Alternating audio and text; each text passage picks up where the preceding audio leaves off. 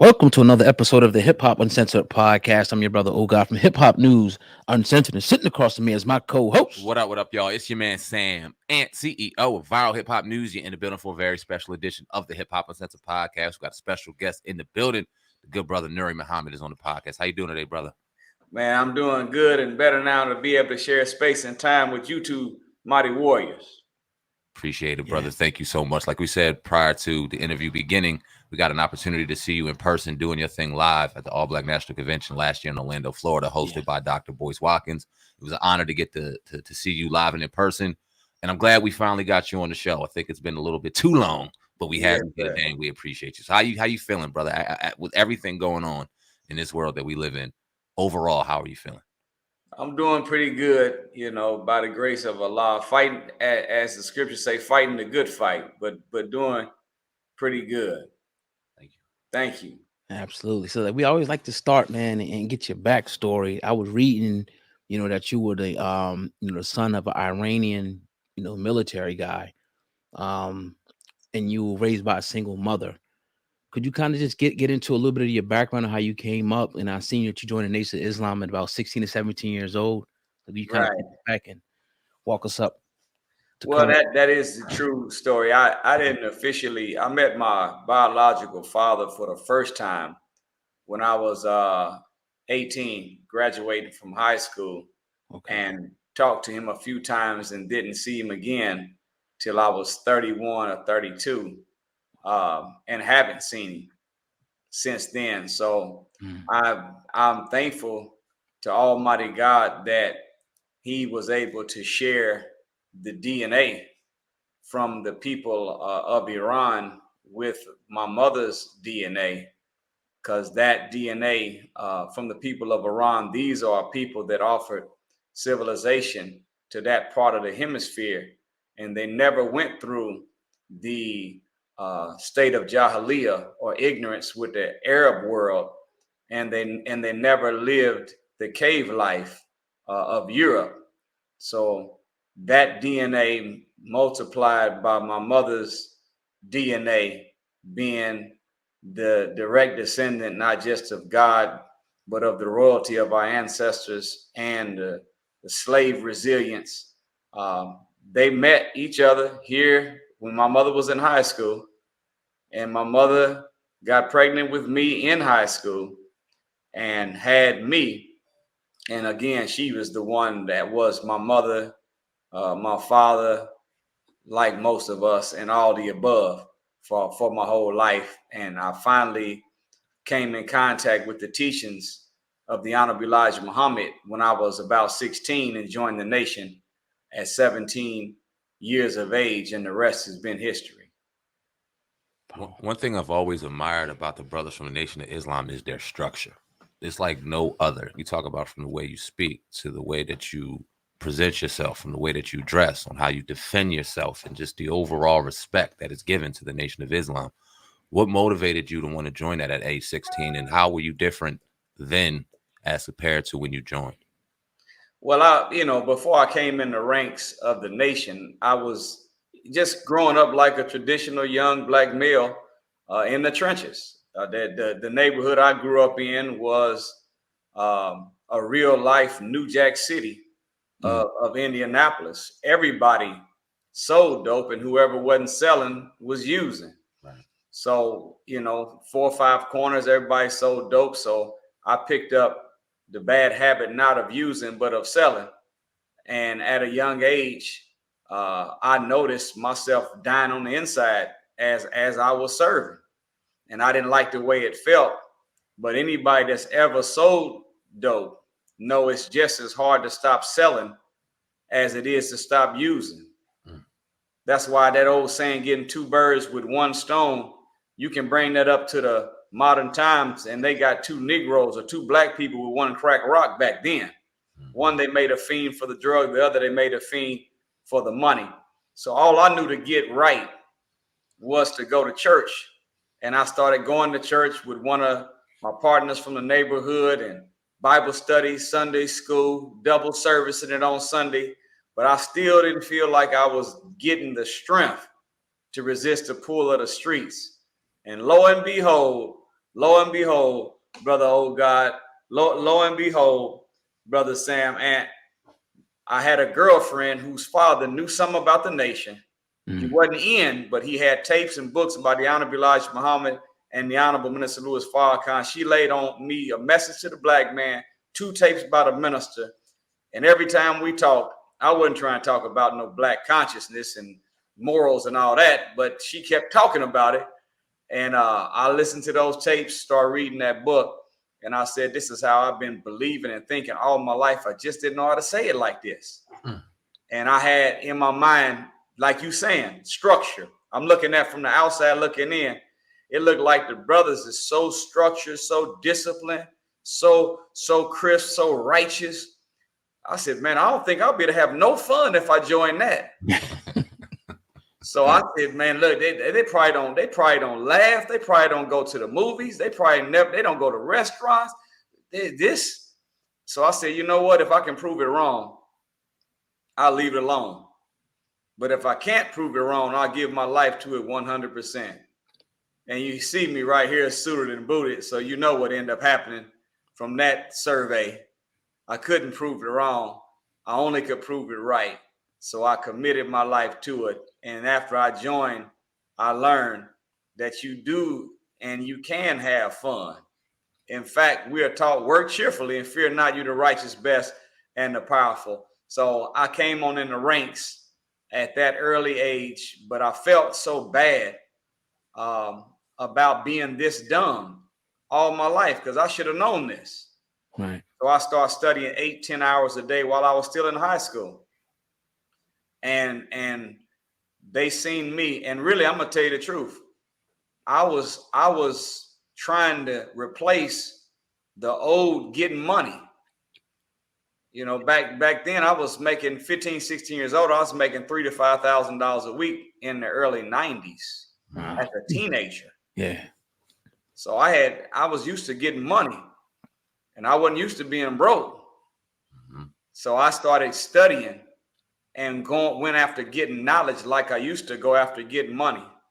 And they start hearing my comments in the little study group meetings we were having, and they put me on the rostrum, and I end up people clapping and, you know, appreciating what I had to say, and the rest end up being history. And here I am today, a servant, student, and soldier of Farrakhan that's been blessed to take the message that saved me all over the world on their behalf. So that's what happened to me, my brothers.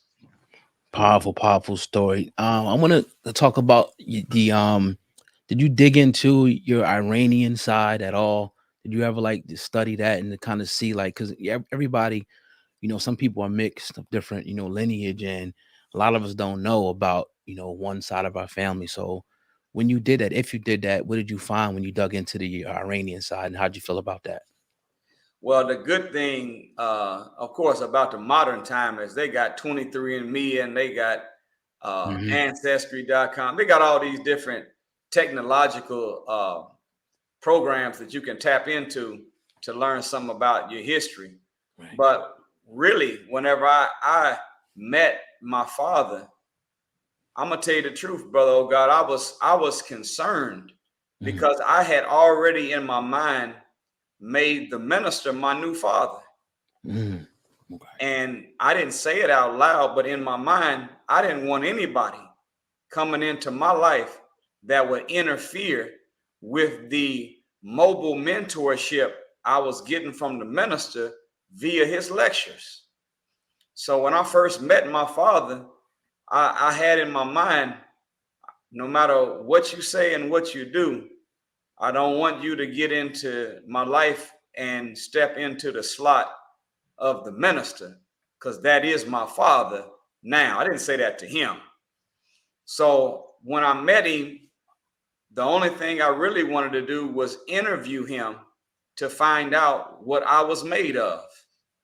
And keep in mind, you know, sisters and brothers, that no matter what DNA you come from, when the scientists go into the genetic composition of a human being, they study the double helix and look at all the different genes and chromosomes. mathematically speaking, we are at best 20% of our mother and our father, or our mother and our father's family. The rest of us, the other 80%, is based on the decisions we make in present time. But I did want to know what that 20% was made of. So all I did when I met my father is interviewed him. What was your father like? What was your mother like? What was your brothers and sisters? What kind of family did we have? Where else did you all live? And I learned about my grandfather, who was a marathon runner. And by the time I met my father, I had already run 2 marathons. Wow. Ain't that something? Yeah. And I learned about my grandfather's name, which was Farad, F-A-R-D, Wow. which is the same name as the teacher of the Most Honorable Elijah Muhammad, just spelled different. They were Muslims and I didn't know it, but I became a Muslim. So I was able to, Brother Sam, and I was able to be able to kind of parallel present time decisions with the DNA that I inherited. And it gave me validation that I was at the right place at the right time, doing the right thing. And I haven't yet been there. We were scheduling a trip to go, but it got a little hot going into Iran. And so, inshallah, God willing, in the very near future, we're going to go over there and touch base with some of my family. And, you know, the minister said it like this: it's going to do good when they get a chance to meet a son of Iran who's also a son of the Nation of Islam, because they've got big love for the minister and big love for the nation in Iran. So I'm looking forward to making that trip where I can have my own hands-on learning for myself versus just interviewing my biological father on what's in me. Appreciate you sharing that. I want to transition a little bit into hip hop, because we obviously run various hip hop platforms, but what we like to do is we like to take the genre and the culture of hip hop and immediately put it right into the culture of who we are, because hip hop is who we are. It's a huge staple and a huge part of who we are as a culture. And we obviously see where hip hop is today. And there's a lot of layers that we would like to go through in this conversation of hip hop. But what I would like to know initially is, what was your introduction to hip hop, and how did you feel about it? How did the community feel about it when it was first introduced? Well, you know, I'm born into hip hop. You know, when we came up, that's all we listened to. At that time, as a 8-9-year-old, it was Run DMC. It was LL Cool J, who was writing Run DMC's raps at 13 years of age. I didn't know that. But that's kind of the way we came up. You know, we came up on the Ghetto Boys. We came up on Too Short, and we came up on the Spice Ones, etc. We came up on the Public Enemies. And as time went on, I noticed that music or hip hop had gone from just being rapping about music itself to actually putting social commentary, rapping about the resurrection of us as a people, mentally and spiritually and financially, and clapping back on the enemy that had messed us all up. So when I first came in the nation, at that time, Black consciousness was the dominant theme of hip hop. Of course, you know, the gatekeepers of the industry, the big owners of the record labels, they could not allow the number one most listened to form of music have lyrics that were revolutionary and liberation lyrics and revolutionary rap that was shaping and molding young Black soldiers to not kill each other, but be an army to stand up against their oppressor. So it went gangster rap before I got out of my teenage years. And now I don't know what the hell you'll call this right now. Right. But this is, unfortunately, this is the most disrespectful form of music that I've ever heard in my life. You know, every song, bragging about being a dope fiend, bragging about taking somebody's girl, bragging about how you'll kill and who you'll kill, how many people you'll kill. So, you know, hip hop has been hijacked. It's a beautiful stallion that, if written properly, can shape and mold our people. The minister said this. He said, music is the universal language of a people. And he said this. He said, one good rap song is more effective than 1,000 of my speeches. Think about that. 1,000 3-hour speeches by the minister can be trumped, according to him, by one 3-minute good rap song. That's how do we? Music is the best teacher on the planet. Yes, sir. Most effective of all forms of teaching is through music. How do we learn our ABCs? Song. It was a song. So, you know, we have to take it back.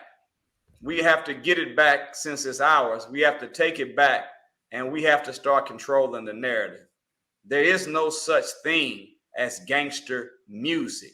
There is no such thing as ratchet music.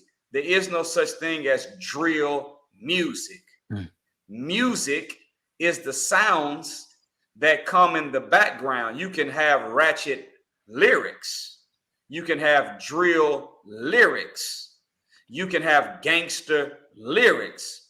But music, everything that they play in music really is a duplicate or a replica of the master musician, God himself. The beat of a drum matches the heartbeat that God created. The horns that you hear, you can find birds that sound just like the saxophone, the clarinet, and the flute.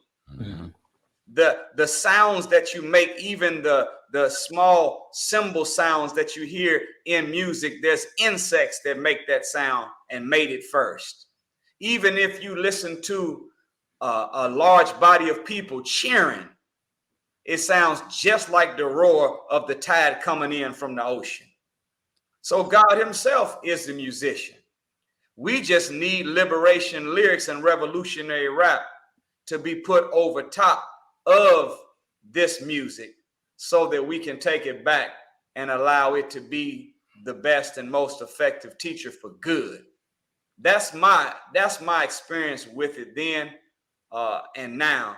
And I still listen to what you know, music that's not perfect, but at the same time, I'm trying to make sure that whatever goes into my eye, my ear, or my mouth is food for my purpose for living. And a lot of that which is on the market today would not feed my purpose. It actually would be sound pollution that could corrupt my purpose. This music today, unfortunately, has become toxic, and it needs to be detoxified and returned back to our narrative that liberates our people, like it used to be whenever we was first singing what they call Negro spirituals, which were slave revolt songs in coded language. We got to get back to that. Right. Now, I agree with everything you said there. But going back, do you think that it was more so, you know, the execs that pushed this agenda, or do you think it was a mixture of the artists as well, you know, rapping that way? Because obviously, you know, they're rapping about this stuff, but this stuff is going on in the communities. Do you think the execs pushed this and changed the course of hip hop, in your opinion? Yes. See, this was an ancient, brother. Oh God, this was a old statement that was a mantra among slave masters when we were on the plantation in 1555 all the way through 1865 and beyond. Listen to this mantra that slave masters had: nigga sing, nigga dance, nigga jump, or nigga die. In other words, sing for me, dance for me, jumps, play a sport for me. And if you're not going to be singing or dancing or playing a sport for me, the only thing I want you to become good at is being dead or dealing death. And when you look at the world today, you find that the only fields of human endeavor that Black people are allowed to express their Black excellence in without hindrance and suppression is in the world of sport play, and entertainment. Other than that, we deal in death. So what happens to a young mind that sees that the only people that have the great wealth, the great success, the great fortune, the great fame are coming up in these three areas: dancing, singing, sport, or dealing death?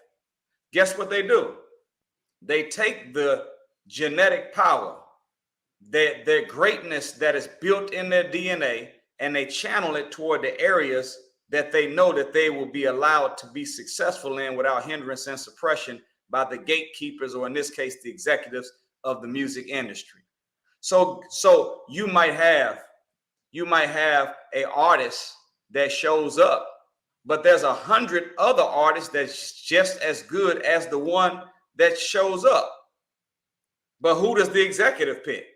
They don't pick the conscious version of, they don't pick the revolutionary artist. They don't pick the one that has social commentary that will reshape the way people think. They pick the one that is going to promote the disrespect, degradation, and destruction of Black people. And they say, here, you come in, we'll give you the deal and put millions behind you and make you popular.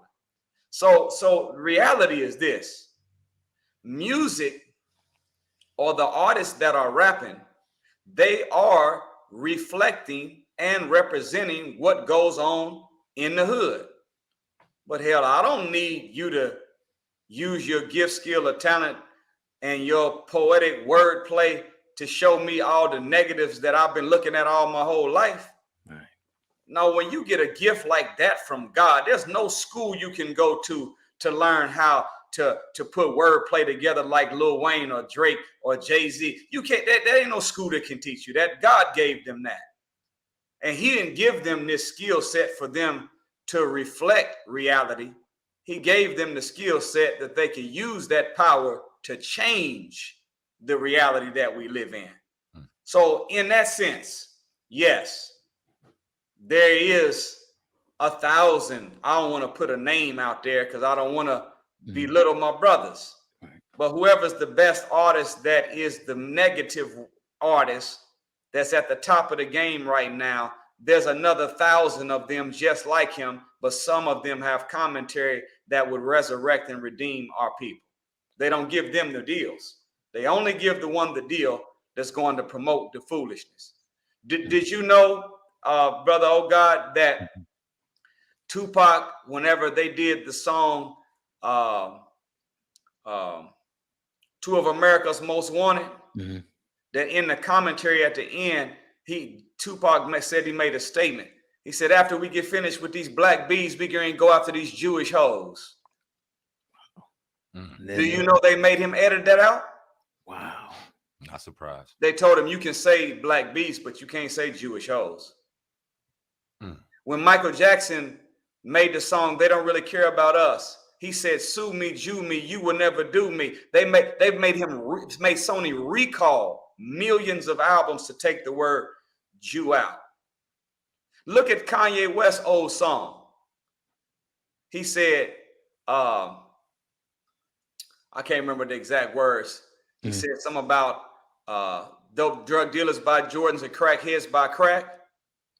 And the white man's getting paid off of all of that. Listen to the radio version. And the word white man is deleted. It's edited out. Wow. So what is it that you can't say negative Jew? You can't say nothing negative about white people. But every song we can make can whoop a nigga, kill a nigga. We can always degrade ourselves, but we can't degrade no other nationality of people. Who set up and who controls that narrative? Think of that for a second. So this is an industry that is controlled by gatekeepers that do not care for the good of the rise of us as a people. They want us to continue to use the gift, skill, and talent that God gave us to reinforce nigga culture and nigga life. Because a black man or a woman functioning like that is a non-threatening entity to white supremacy and a power structure that exists. You know, Kanye West is a good conversation piece right now to kind of go to, because we've seen him throughout the years, but just recently, Kanye West as a whole, and he hasn't made everybody upset in our culture, but he's made Black people upset. He's made white people upset. And just recently, he said some things that people deem to be anti-Semitic. Now, we've had numerous conversations about that conversation on this platform, and we see a lot of people upset about the anti-Semitic or the anti-Semitism he's been quote unquote spewing. But we ask ourselves, what exactly did he say to deem it anti-Semitic? So can you just break down the term anti-Semitic and why, when it comes to when we as a people just have opposition toward the powers that be, and most of the time that happens to be people from the Jewish community, why they seem so hell-bent on not only calling us anti-Semitics, but just not even having a conversation around, hey, these brothers seem to be claiming that they are the true children of Jerusalem, the true Jewish people. They never want to have that conversation. Can you kind of expound on that? Well, it is a simple view of the dictionary of the word Semite, and it speaks of a Semite being one of an Afro or African origin, or of the Arab population. So in that context, we are the real Semites. So to be anti-Semitic means to be anti yourself. The thing that happens is they use this term as a way of muzzling and shutting people and putting you really into a social prison by which you will never have a platform to express yourself. Do you know that Oprah Winfrey has been called anti-Semitic? Did you know that Martin Luther King was labeled anti-Semitic? Frederick Douglass was labeled anti-Semitic. Desmond Tutu was named anti-Semite.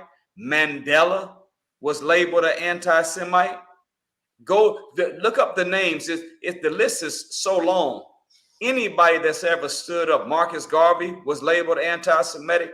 So most of the times when it comes to Black people, anybody that does or tries to promote something good for us as a people, they find a way to twist it and make it against them. It's a magic trick that they're performing. One of the things that should be looked at is when Kanye West made the statement and he said, I think that I'm going DEFCON 3 or something. So look up what DEFCON 3 stands for. Yes, sir. It is a military maneuver wherein you are putting yourself in a position not of offensive against something, but in defensive and being prepared for whatever they've got coming for you. So there's a lot that needs to be studied.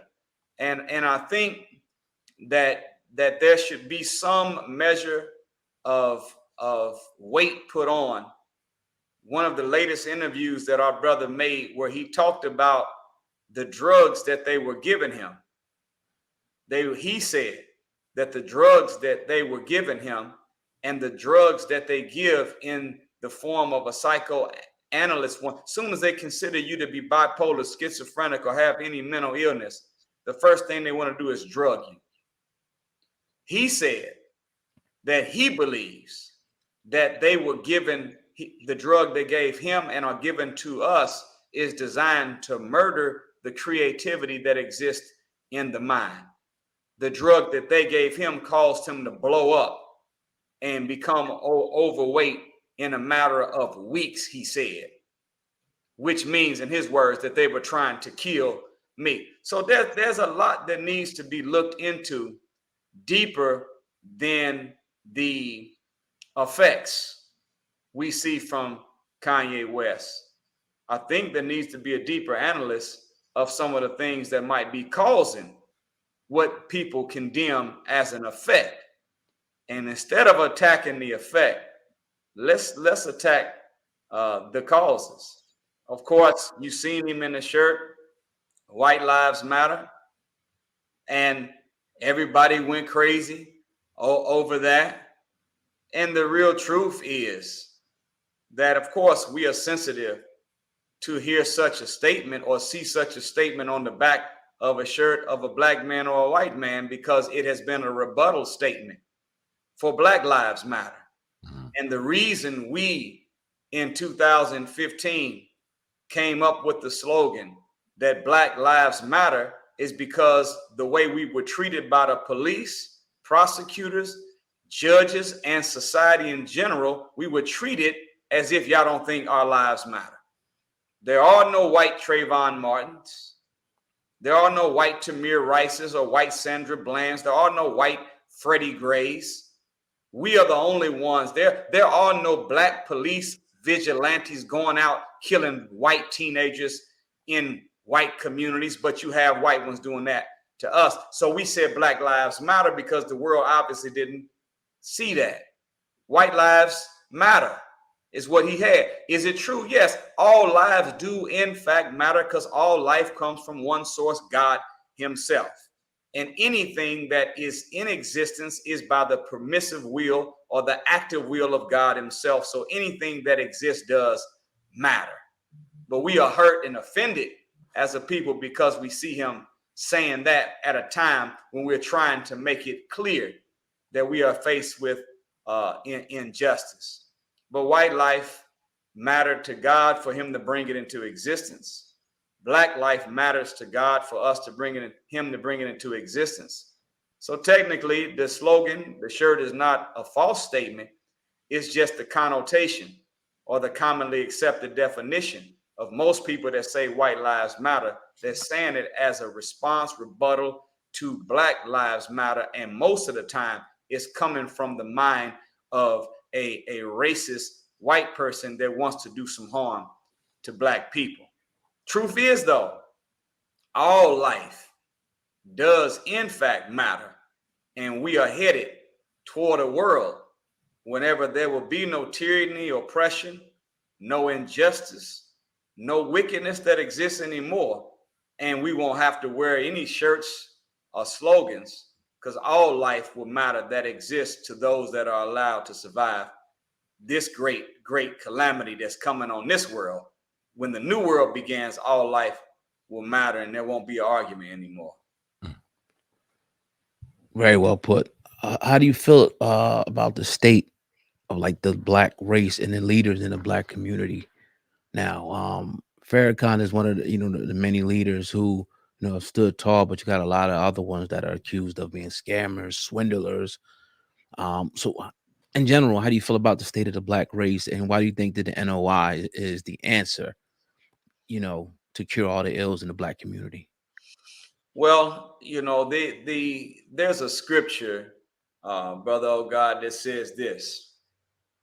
In Malachi 3:6, it says, I am the Lord, I do not change. That means that there's a specific methodology or a pattern that God has, and God's pattern is always consistent. Well, what is his pattern? Anytime that a people are in a mess, whether you read in Bible or Quran, he's always raised from the people that are in a mess a messenger. Whenever people have problems, out of that people comes a prophet to solve the problems. Whenever people are at war with themselves, then God gives them a warner. Whenever there's a crisis, Christ is. Mm-hmm. So the pattern of God, the method of God that he himself says he does not alter or change from, is that anytime that a people are in a negative condition, the response from God is he always raises from among that people a messenger, a warner, or a prophet. So when you deal with the time of Abraham, they were idol worshipers, so Abraham was brought to destroy the idols.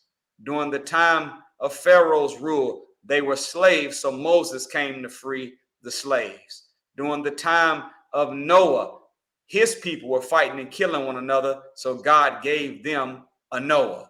During the time of Lot in Sodom and Gomorrah, the people had become freaks of nature, so God gave a Lot to answer that. Muhammad in Arabia 1400 years ago, they became ignorant people, superstitious people, women, and disrespecters of their women, and alcoholics.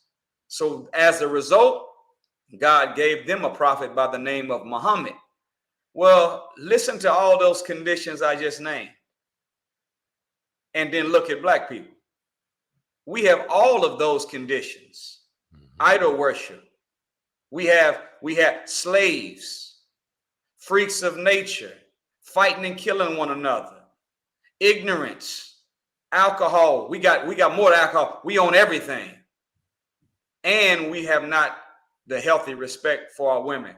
So what that says, if God is God and his pattern does not change, if all of those people with one condition were qualified or justified in God giving them a Moses or a Jesus or a Muhammad or a Lot or a Noah or Abraham, what kind of God would God be to see us as a people here in the hills of North America with all of those conditions at the same time and then some, and not give us somebody too? So we believe that God himself raised the most honorable Elijah Muhammad, and the most honorable Elijah Muhammad and his teacher fashioned and molded a man in our midst today by the name of the Honorable Minister Louis Farrakhan. And the Honorable Elijah Muhammad and the minister represent these two special servants of God, mouthpieces of God, that are designed to give us a message as a people that will purify us, redeem us, restore us back to our great state.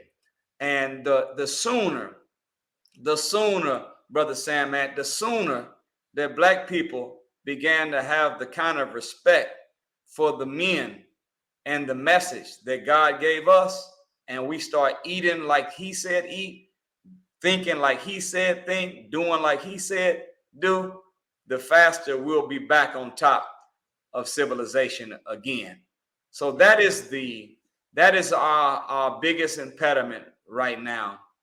Not that God didn't send us somebody. No, we were chosen. God chose one for us. Now we have to choose that one for ourselves.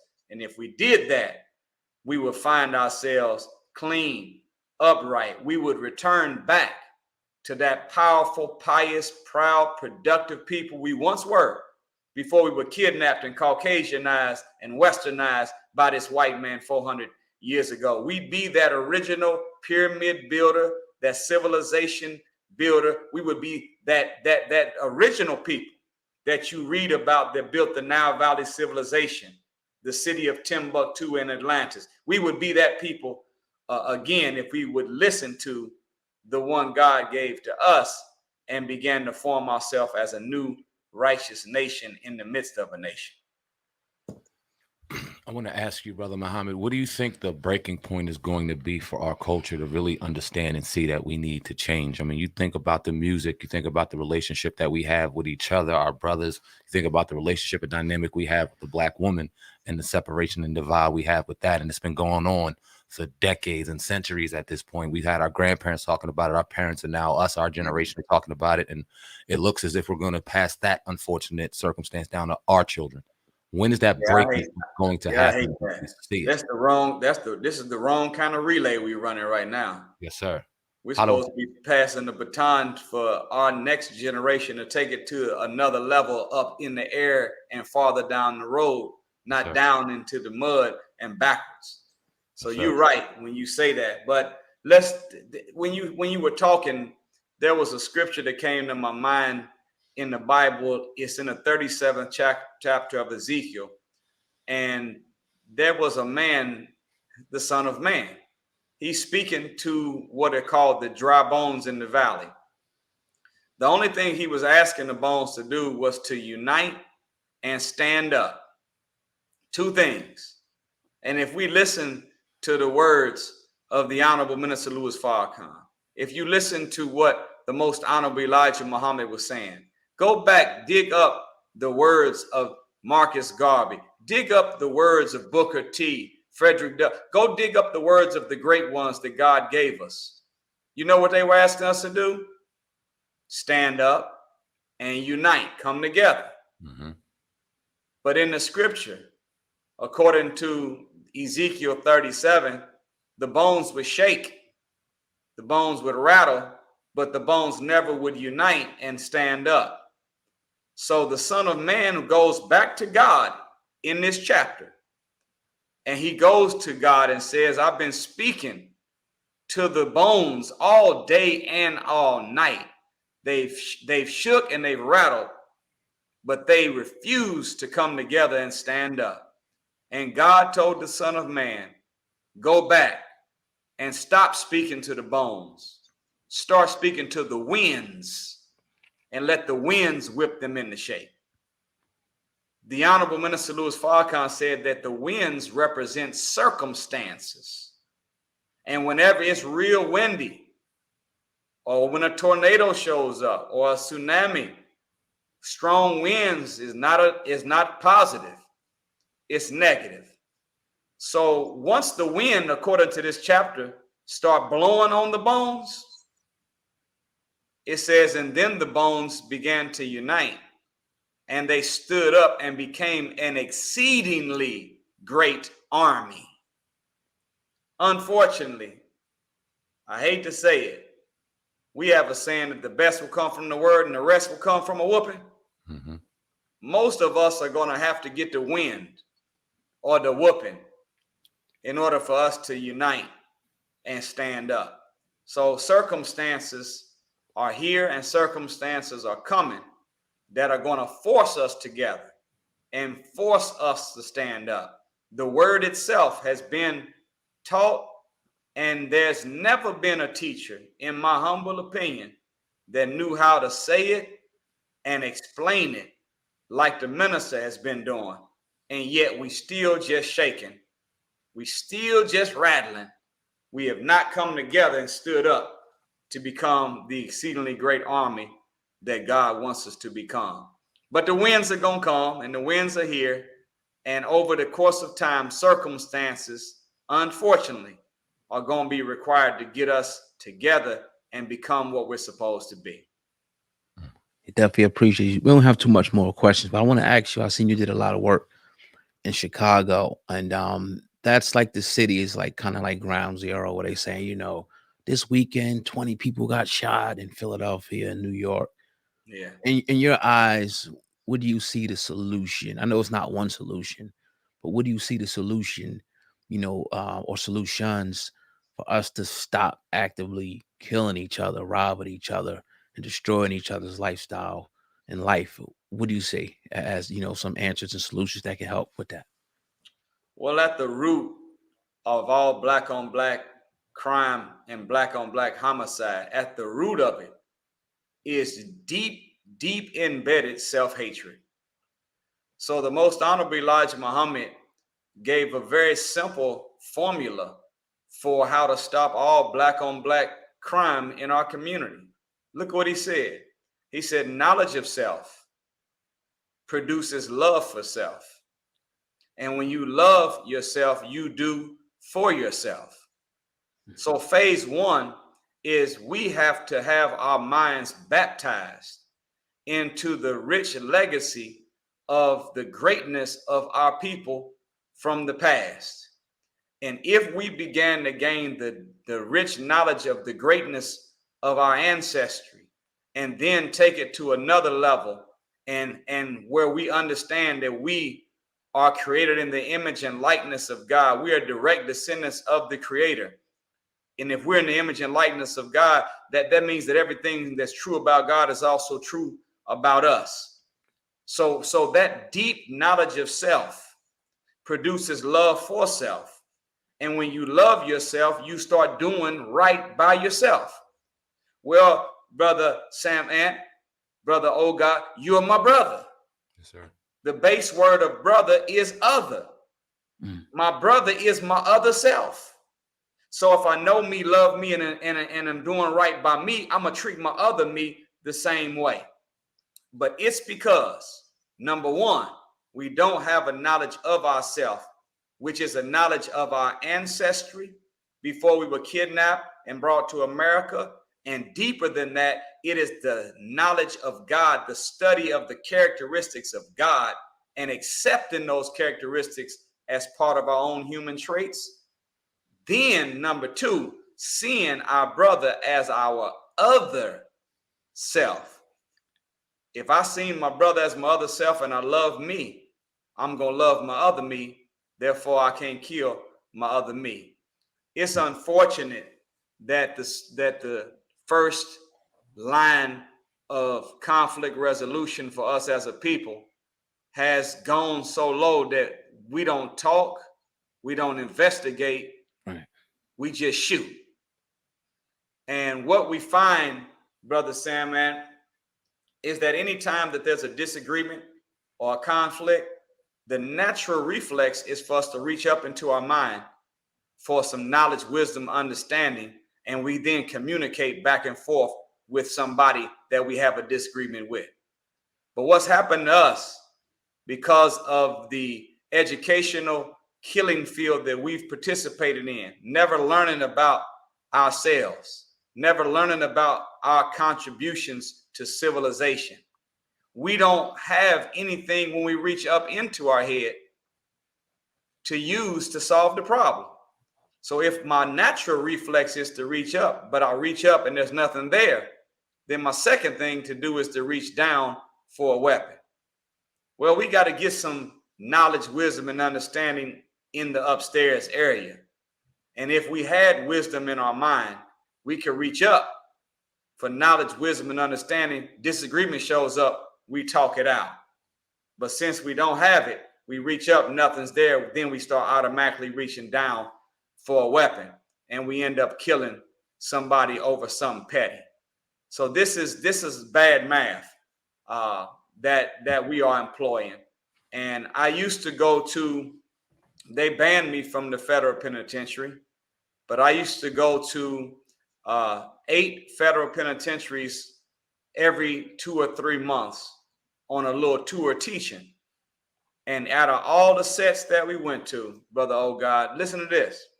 I'm going to step out there and say 99% of everybody locked up made an emotional decision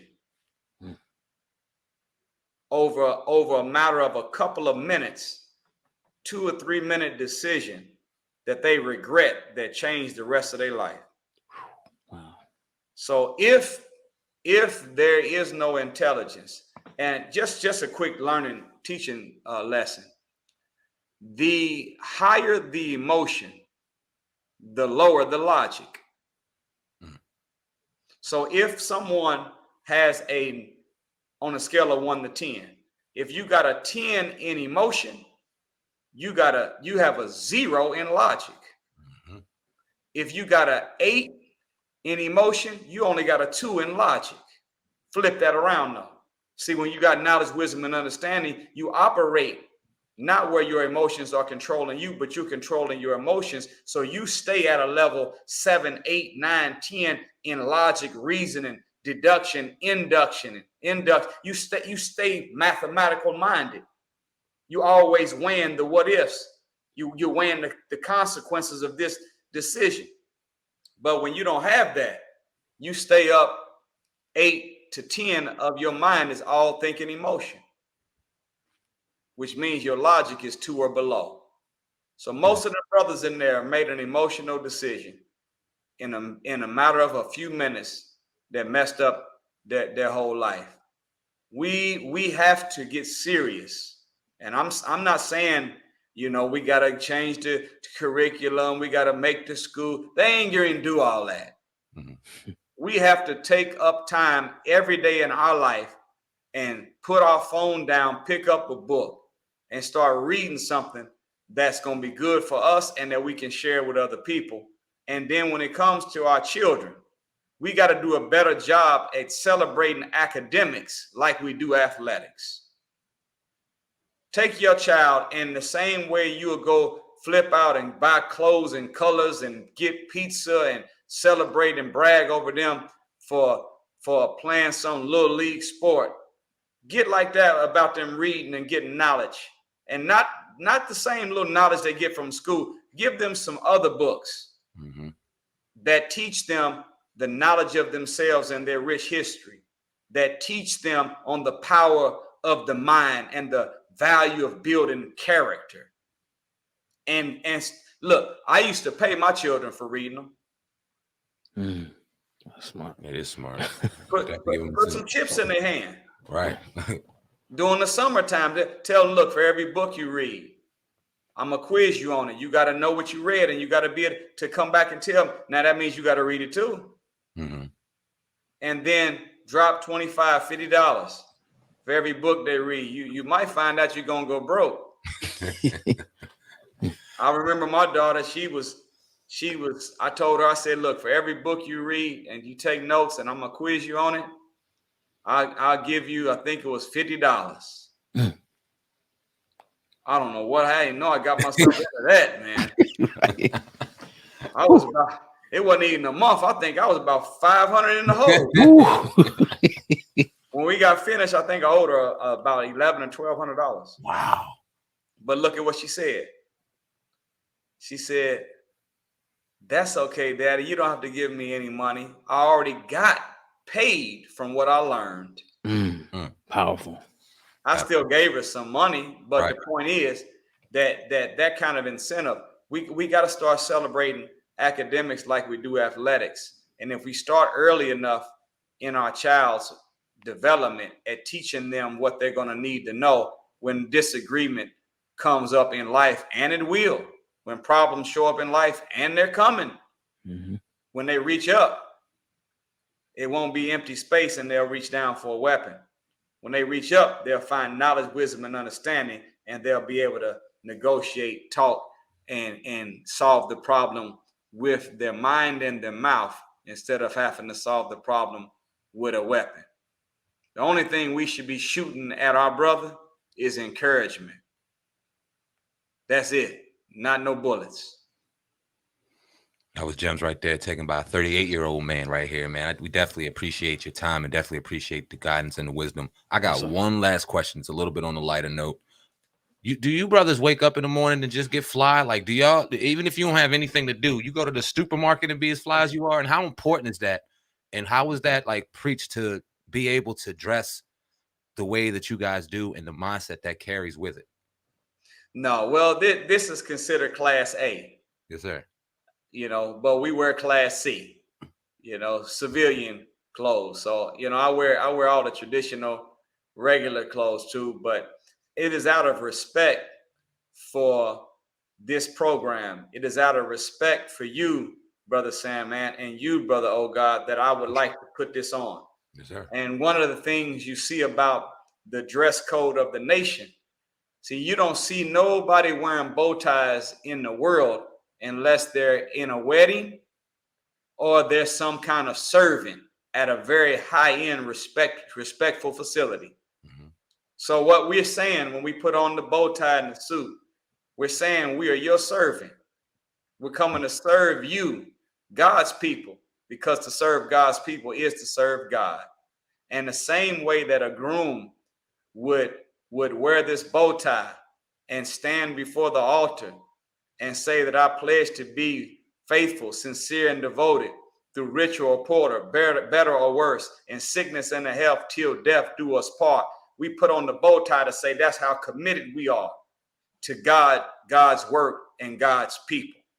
And then, of course, you know, if I had on a straight tie and there happened to be a physical conflict and somebody wanted to use my straight tie as a weapon, they can just grab the back of my tie and choke me out. Right.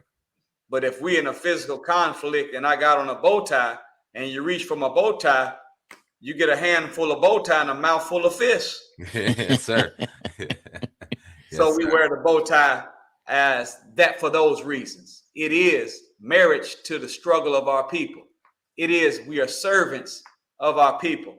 And it is also a military. It's part of our wardrobe. You didn't catch that. No, sir. Wardrobe. So that's that's why we do this. And of course, you know, I had on regular clothes before I came on the air, and I'll be putting back on my civilian clothes when I get finished. We don't walk around like this all the time. I was envious of it. I'm like, man, I want to do that. How do I do that? I be wanting to put on sweat. First I do is throw on some sweats, but we appreciate your time. Thank you.